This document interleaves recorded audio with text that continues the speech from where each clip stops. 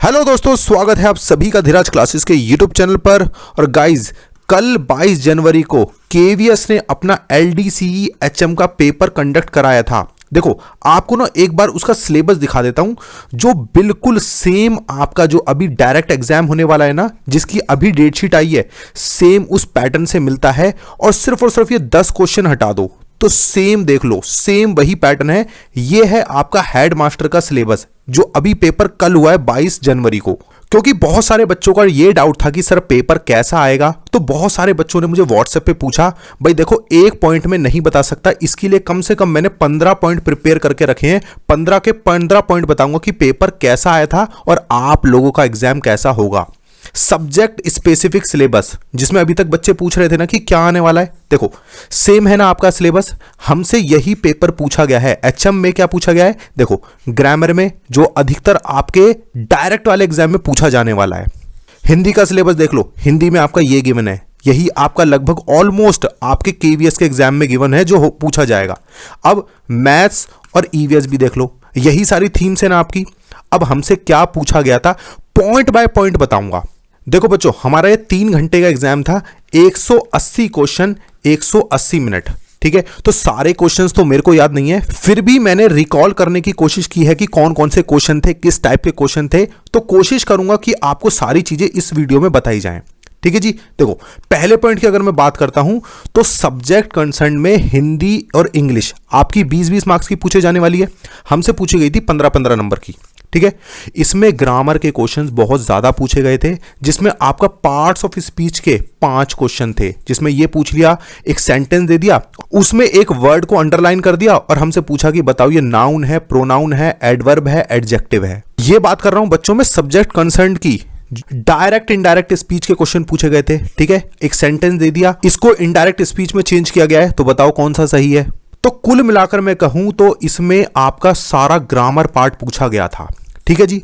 दूसरी अगर मैं आगे बात करता हूं, हिंदी के पार्ट में क्या हुआ कि कुछ कैरेक्टर्स के नाम बता दिए गए और पाठ का नाम पूछा गया। हाँ, एक क्वेश्चन मुझे और याद आ गया अभी। एक क्या था, एक पोयम का कुछ पार्ट दे दिया, हिंदी की पोयम थी, उसका कुछ पार्ट दे दिया और हमसे ये पूछा गया कि भाई पार्ट का नाम बताओ, ये कौन से पार्ट से लिया गया है। तो बच्चों सिलेबस सेम है, पैटर्न सेम है, तो मोस्ट प्रोबेबली चांस है कि आपसे भी इस तरह के क्वेश्चंस पूछे जाएंगे। और देखो, अभी तक ना कोई सिलेबस या कोई भी जो आपने कोर्स बाय कर रखा है उसमें ये सारी चीजें नहीं कराई गई हैं। इसलिए बच्चों मैं कह रहा हूं कि आप लोग ना बुक से पढ़ लो ये सारी चीजें। और 3 to 5 की हिंदी इंग्लिश की बुक जरूर पढ़ के जाना, EVS भी पढ़ के जाना, क्योंकि डायरेक्ट क्वेश्चन पूछे गए थे EVS में भी, उसके बारे में भी आगे बताता हूं। एक क्वेश्चन ऐसा था जिसमें एक बंदर, बिल्ली, कुत्ता और ये सारे जो भी उस स्टोरी में कैरेक्टर्स थे ना, वो सारे नाम दे दिए और पूछा गया कि ये सारे कैरेक्टर्स किस पार्ट में हैं। तो इस तरह के बताओ क्वेश्चंस पूछे गए थे। और देखो, पेपर में नहीं वाले क्वेश्चन ज्यादा पूछे गए थे। नहीं वाले कैसे, जैसे कि सिलेबस एंड करिकुलम मैंने आपको पढ़ाया, तो हमसे यह पूछा गया कि करिकुलम के बारे में 4 स्टेटमेंट दे दी, ठीक है, और पूछा गया कि इसमें कौन सा सही नहीं है। इस तरह के क्वेश्चन बहुत ज्यादा थे।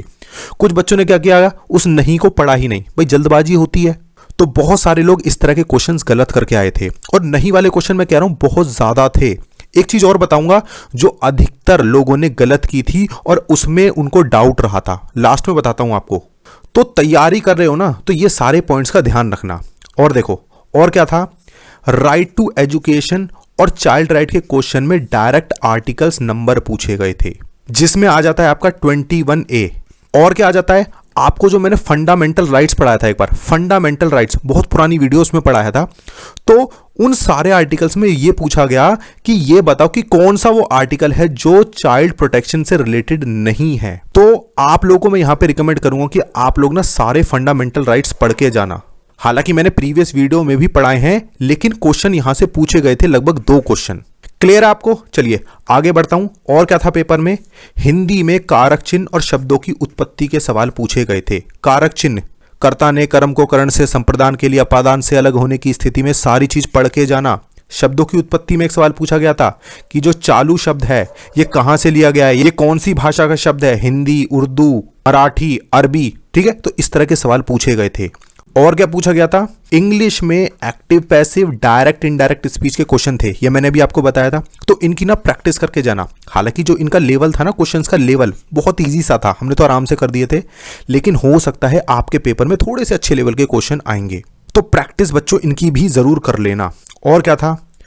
पार्ट्स ऑफ स्पीच के क्वेश्चन मैंने आपको बताया, बहुत क्वेश्चन मिले, लगभग 5 क्वेश्चन ऐसे थे पार्ट्स ऑफ स्पीच में मिले। भाई देखो, जो पार्ट 1 है उसमें आपकी 10 मार्क्स की हिंदी इंग्लिश है, उसमें भी मुझे मिले। और उसके बाद जो आपकी सब्जेक्ट कंसर्न है उसमें भी पार्ट्स ऑफ स्पीच के क्वेश्चन थे। तो बहुत हद तक इन्होंने फोकस क्या रखा है कि ऐसे क्वेश्चन पूछे जाएं जो प्राइमरी से मिलते जुलते हैं। समझ रहे हैं आप मेरी बात को? और भी बहुत सारे पॉइंट्स मैंने बना के रखे हैं, आगे डिस्कस करता हूं उनको भी। नेक्स्ट आगे बताता हूं और मुझे क्या चीज देखने में मिली। जो मैथ्स है आपकी, बहुत इजी सी मैथ्स आई थी, उसमें जो मुझे टॉपिक देखने को मिले, एक तो एवरेज स्पीड, सक्सेसर, प्रीडिसेसर, ठीक है, फॉर्मिंग नंबर्स, कुछ डिजिट दे दी, उनमें रिपीटेशन अलाउड है, इससे नंबर्स को फॉर्म करना, प्लेस वैल्यू पूछी गई और डायरेक्शन के सवाल पूछे गए थे, ठीक है, दिशाओं वाले सवाल। लेवल की बात करूं तो इनमें जो लेवल था ना, क्वेश्चंस को थोड़ा सा ट्विस्ट करके पूछा गया था। हालांकि बहुत सारे लोग इसमें फंस भी गए और आंसर नहीं दे पाए थे। तो बच्चों कुल मिला के बात यह है कि जिसने बेसिक अच्छे से करा है, ये वाकई में मैं कहूंगा एक प्राइमरी लेवल का ही पेपर था। आप टीचर बनने जा रहे हो तो बिल्कुल वैसा ही पेपर पूछा गया था। हालांकि पेपर एचएम का था, लेकिन सिलेबस सेम है। आगे देखिए, ईवीएस में प्राइमरी की बुक से डायरेक्ट क्वेश्चंस पूछे गए थे, जो कि कैसे थे? कंसेप्चुअल बेस्ड क्वेश्चंस थे। जैसे कि आपका कार्निवोरस प्लांट है, कार्निवोरस प्लांट जैसे कि पिक्चर प्लांट उसमें आ जाता है, तो ये क्वेश्चन पूछा गया था। और मैं बात करूं जो सीटेट लेवल है ना, बिल्कुल उसके आसपास के क्वेश्चन ही पूछे गए थे, बल्कि उससे भी लेवल कम था। तो आप यहां पर खुश हो सकते हो कि हम आराम से पेपर को कर लेंगे। उसमें जरूरी क्या है? आपका प्रेजेंस ऑफ माइंड।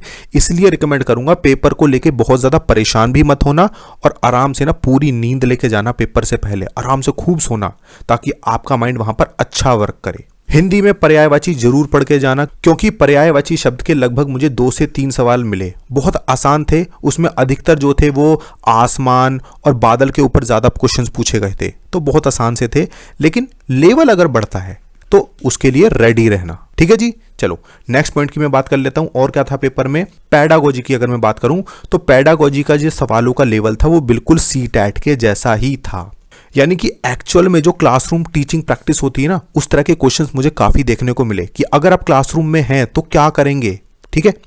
तो और पॉइंट भी मैंने बना के रखे हैं, ठीक है जी। बिल्कुल भी आपको छोड़ने वाला नहीं हूं, बिल्कुल बीच में नहीं छोड़ूंगा कि पेपर कैसा था।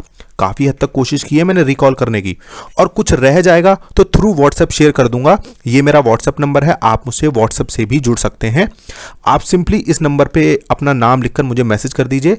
मैं कुछ भी इंफॉर्मेशन होगी आपको थ्रू अपने स्टेटस पे लगा दूंगा, आपको इंफॉर्मेशन मिल जाएगी। पैडागोजी में अगर मैं बात करूं, कोलैबोरेटिव लर्निंग से लगभग 2 क्वेश्चन मैंने देखे। उसमें अर्ली चाइल्डहुड केयर, देखो कुछ कुछ चीजें अभी याद आ रही हैं, उसमें से भी क्वेश्चंस पूछे गए थे। एक क्वेश्चन मुझे मिला कोलैबोरेटिव लर्निंग और कोऑपरेटिव लर्निंग, वहां पर 2 ऑप्शन दिए गए थे। उन दोनों के बीच में अगर आपको डिफरेंस पता है तभी वहां पे आंसर को टिक कर पाओगे। तो डिफरेंशिएशन, जो भी सारी चीजें आप पढ़ रहे हो बिल्कुल क्लियर करके जाना। आगे टीचिंग मेथड से questions like which method will you use, teaching methods पूछे गए थे। इसमें पूछा गया था आपका इंडक्शन मेथड, डिटेक्शन मेथड, और एक क्वेश्चन पूछा गया था कि कुछ टॉपिक दिए गए थे कि इस टॉपिक को पढ़ाने के लिए आप कौन सा मेथड यूज करेंगे। एक क्वेश्चन सोशल साइंस का भी था कि सोशल साइंस में आप ये टॉपिक पढ़ाने जा रहे हैं तो फिर कौन सा मेथड आप उस टॉपिक के लिए यूज करेंगे। तो कुल मिला के बच्चों बिल्कुल एक ऐसा पेपर था जो एक प्राइमरी के टीचर को आना ही चाहिए, ऐसे क्वेश्चन थे। तो बच्चों आज मैं आपको क्या बताने जा रहा हूं कि सिर्फ और सिर्फ एक बात का जरूर ध्यान रखना, एक तो नींद पूरी लेके जाना पेपर में, और 3 to 5 की बुक अच्छे से पढ़ लो, चाहे हिंदी है, इंग्लिश है, मैथ्स है, ईवीएस है, क्योंकि इस तरह के क्वेश्चन जो हैं वो वाकई में एक प्राइमरी लेवल के टीचर को आने चाहिए और वही पूछे गए थे। और देखना सबके फुल मार्क्स नहीं आने वाले, ठीक है। मेरिट हालांकि जो इस एग्जाम की वो हाई जाएगी। समझ रहे ना आप मेरी बात को, मैं क्या कह रहा हूं? अगर मान लो आपसे किसी पोयम का कोई, मैंने आपको 4 लाइन दे दी और आपसे पूछ लूं कि बताओ ये इस कौन से चैप्टर से ली गई है, तो पता होना चाहिए ना आपको। और मान लो मैंने पोएट का नाम पूछ लिया, तो भाई हमसे पूछा गया था चैप्टर का नाम, हो सकता है आपसे पोएट का नाम पूछ ले।